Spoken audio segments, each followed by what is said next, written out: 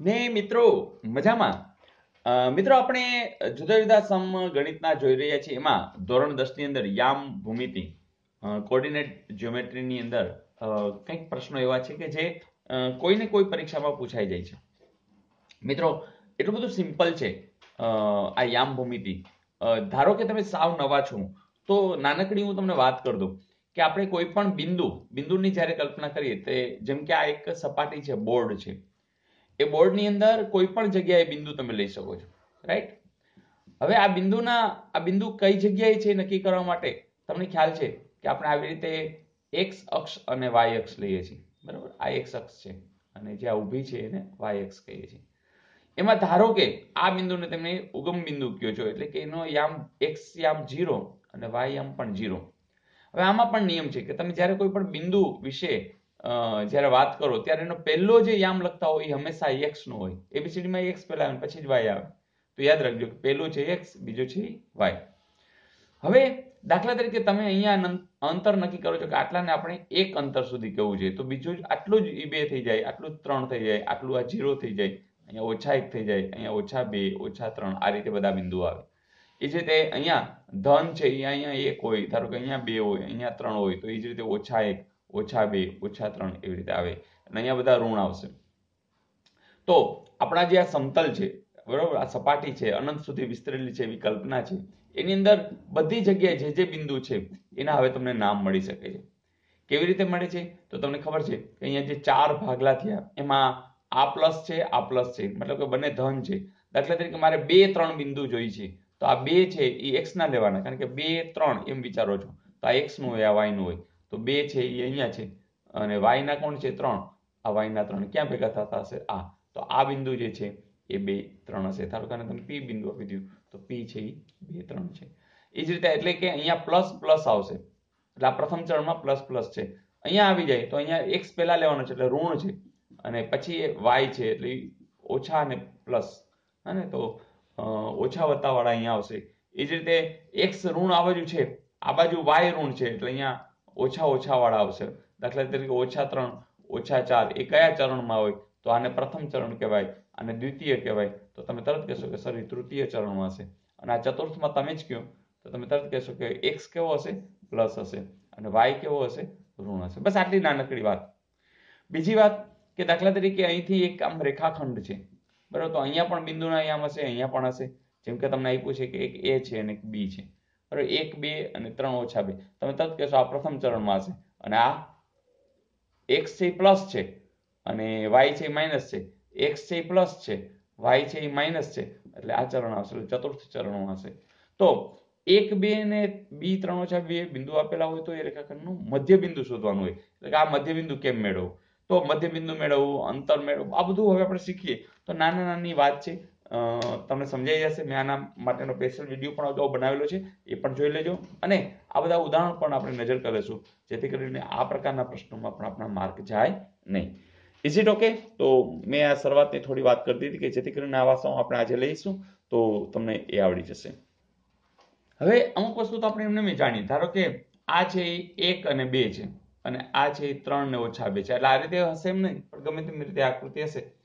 તમને ખબર છે કે આ રીતે જ ક્યાંક હશે. પણ વાત એ નથી, આપણે આકૃતિ દોરવાની પણ નથી, પણ તમને મધ્ય બિંદુનું કહે ને એટલે સાવ સહેલું કે આ 1 અને 3 નું મધ્ય બિંદુ મળે, મતલબ કે સરેરાશ મળે. એ જ રીતે 2 અને -2 ની સરેરાશ મળે. બસ એ જવાબ. તમે જ કહો 1 અને 3 ની સરેરાશ મોઢે મળે, 3 ને 4, 4 ના અડધા કરવાના, તો કેટલા આવે? 2, બરાબર ને? 1 + 3/2 કરવાના સરેરાશ. તો એ જ રીતે આનું કરો, 2 - 2 એટલે 2 - 2 એટલે 0, એનો સરવાળો કરો, 0/2. અહીંયા પણ સરવાળો કરો, /2. તો 4/2 એટલે 2, 0 એટલે 2 0. આવું ક્યાંક હશે જ. યસ, બસ લ્યો આ જવાબ. Is it okay? દાખલા તરીકે અહીંયા આપ્યું છે 8 6, અહીંયા આપ્યું છે 4 2. ચલો આ જે છે આનું મધ્ય બિંદુ શોધવું છે. 8 ને 4 12, એના અડધા કેટલા? 6. 6 ને 2 8, 8 ના અડધા કેટલા? 4.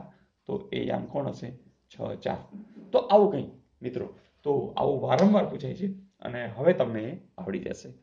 જોઈએ નેક્સ્ટ. અહીં મિત્રો તમને 3 યામ આપ્યા છે, 1 0 1 1 0 1 એ ખાલી જગ્યા ત્રિકોણના શિરોબિંદુઓના યામ છે.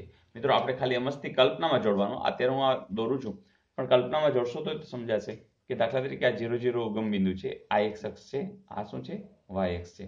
ધારો કે આ 0 0 છે એટલે x ના 0 છે.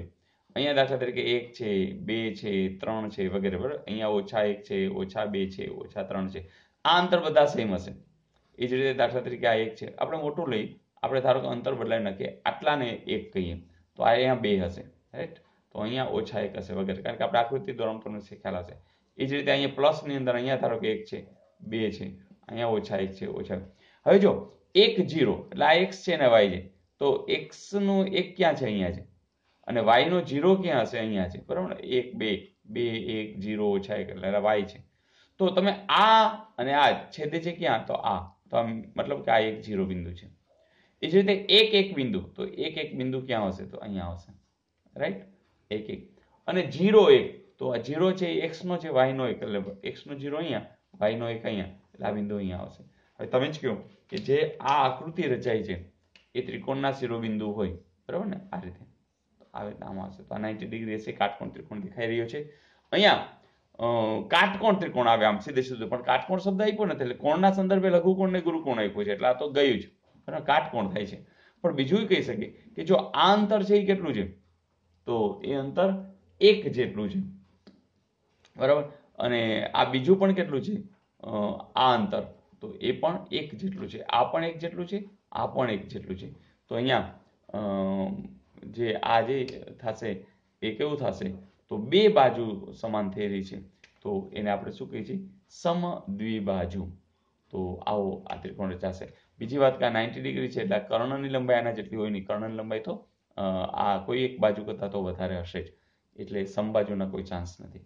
તો કોઈ પણ રીતે પૂછે, અચ્છા આ કાટકોણ થાય છે? તો હા, કદાચ તમને એવું આપ્યું હતું, આવું ન આપ્યું, સમદ્વિબાજુ છે કે કાટકોણ શબ્દ લખ્યો તો તમે કાટકોણ પણ કહી શકાય, કારણ કે આ ત્રિકોણ કાટકોણ પણ થાય છે. તો મિત્રો આવું કંઈ. તો જેમ જેમ તમે આ સમજોશો, અને ઘણા બધા મેં ઉદાહરણ મેં અગાઉ પણ વિડીયોમાં મૂક્યા છે, તો જરા રિફર કરી લેજો. આવું જ પૂછાય છે. જોઈએ નેક્સ્ટ. મિત્રો આવું પૂછ્યું છે કે a નું ઉગમ બિંદુથી અંતર કેટલું? મતલબ કે અહીંયા ઉગમ બિંદુ છે અને xy કંઈ અહીં ધારો કે આપ્યું છે, ધારો કે આના x એમ છે, આના y એમ છે, તો આ બિંદુનું અંતર. તો મિત્રો કોઈ પણ જે રેખાખંડ છે એનું અંતર માપવાની વાત છે, એનું મેં સૂત્ર અત્યારે લખી જ રાખ્યું છે કે ધારો કે x1 y1 કોઈ બિંદુ a છે અને x2 y2 ધારો કે b છે, તો અંતર માપવા માટે ખાલી એટલું યાદ રાખજો કે અંતર કેટલું હોય? તો આખાઈના વર્ગમૂળમાં આ બેનો ડિફરન્સ x1 ઓછા x2 એનો વર્ગ કરવાનો, અને એ જ રીતે y1 અને y2 એનો વર્ગ કરવાનો. તો અને આખી વાત વર્ગમૂળમાં. તમે જ કહો xy છે, તો તમને ખબર છે કે અહીંયા કેટલા છે? xy છે. એનું ઉગમ બિંદુનું કેટલા છે? 0 0 છે. તો તમે અહીંયા 0 0 લઈ લો, તો તમે જ કહો કે શું થાય? કે x ઓછા 0 લખું, x ઓછા 0 x થાય એનો વર્ગ, વત્તા y ઓછા 0, તો શું થશે? y નો વર્ગ. આવું કંઈક આપ્યું જ હશે, જુઓ આ કે ના. તો x વર્ગમૂળમાં x વર્ગ વત્તા y વર્ગ. તો હવે જ્યારે પણ આવશે તમને અહીંયા 3 4 આપે, 7 8 આપે અને અંતર માપવાનું હશે, તો તમારું સૂત્ર રેડી છે. જો યાદ ન હોય તો યાદ કરી લેશો. તો મિત્રો મજા આવી? તો નવું તો શીખતા રહેશું, તો મજા આવવાની જ છે. અને હા, હોમવર્ક આપી દઉં ને? ચલો આના આધારિત જ આપી દઉં. મિત્રો એક વર્તુળ છે, એનું કેન્દ્ર O00 મતલબ ઉગમ બિંદુ છે, તેના વ્યાસનું એક અંત્યબિંદુ 3 ઓછા 2 છે, તો બીજું અંત્યબિંદુ ખાલી જગ્યા છે. મિત્રો તમને આઈડિયા આવી ગયો છે કે વર્તુળ છે, એના જે કેન્દ્ર છે, એના ઉગમ બિંદુ છે, બરાબર. તો આવું કંઈક, અને તેના વ્યાસનું એક અંત્યબિંદુ 3 ઓછા 2. તમે તરત કહેશો 3 ઓછા 2 ક્યાં આવે? એ તમે જોઈ લેજો, કારણ કે x છે એ 3 છે અને આ ઓછા 2 છે, તો અહીંયા ક્યાંક એ તમારી રીતે જોઈ લેજો, તો આવતું હશે. અને બીજું અંત્યબિંદુ, હવે તમને ખબર છે વ્યાસ એટલે શું, તો જરા જોઈ લેજો તમારી રીતે. અને ABCD, હે ને, ABCD, તો એવી કોમેન્ટ જરૂર લખજો. તો મિત્રો ન આવડે તો પણ ચિંતા કરતા નહીં, આપણે શીખતા જ જઈશું અને પછી તમે આના માસ્ટર હશો ને હશો. જોઈ કે આપણે ગઈકાલનું પણ હોમવર્ક જોઈ લઈએ. મિત્રો હોમવર્કમાં આવું હતું કે x વર્ગ વત્તા x વત્તા 1 બરાબર 0 ના વિવેચક માટે, મતલબ કે વિવેચક તમારે શોધવાનો છે. તો તમે જાણો છો કે તમે જ્યારે ax વર્ગ વત્તા bx વત્તા c બરાબર 0 સાથે તમે સરખાવો છો, તો તમને a ની વેલ્યુ કેટલી મળે છે? 1. બી ની વેલ્યુ બરાબર બી એક્સ એટલે 1x, બી બરાબર પણ 1 અને સી બરાબર પણ કેટલા છે 1. તો એ બી સી બરાબર આ એનું જે પ્રમાણિત સ્વરૂપ છે એની સાથે સરખાવો એટલે એબીસી મળે. અને પછી ડી જે વિવેચક છે એનું પણ સૂત્ર તમે જાણો છો, યાદ છે ને, બી વર્ગ ઓછા 4ac. તો બી વર્ગ, બી એટલે 1 નો વર્ગ તો 1 જ આવે, ઓછા 4 ગુણ્યા a ગુણ્યા c એટલે 1 ગુણ્યા 1 એટલે કે 4 જ આવશે. ઓછા 3 આવે, ઓછા 3 છે એ હંમેશા શૂન્યથી કહેવાય છે. તમે તરત કહેશો કે એ તો નાનો છે, તો એનો અર્થ એ થયો કે શૂન્યથી જો આ નાનો હોય તો આ ડી છે એ શૂન્યથી નાનો છે. અને એવું ક્યાંક આપ્યું જ હશે, યસ આપ્યું છે. તો એ બી સી, તો સી જવાબ જે છે એ બધાનો સાચો છે. તો મજા આવી દોસ્તો. તો નવું શીખતા રહેશું, કેમ કે યામ ભૂમિતિના પ્રશ્નો પણ ઘણીવાર પૂછાય છે અને એ પણ તમને આવડવા જોઈએ. અને દ્વિઘાત સમીકરણના પણ પૂછાય છે, એ પણ તમને આવડવા જોઈએ. તો સારું, નવી તૈયારી સાથે હા કોમેન્ટ્સ લખજો, જવાબ લખજો, રોજ પ્રયાસ કરજો. તો મને લાગે છે દિલ્હી દૂર નથી. ધેટ મીન્સ આપણા સપનાઓ બહુ નજીક છે, સાકાર કરીએ. આવજો.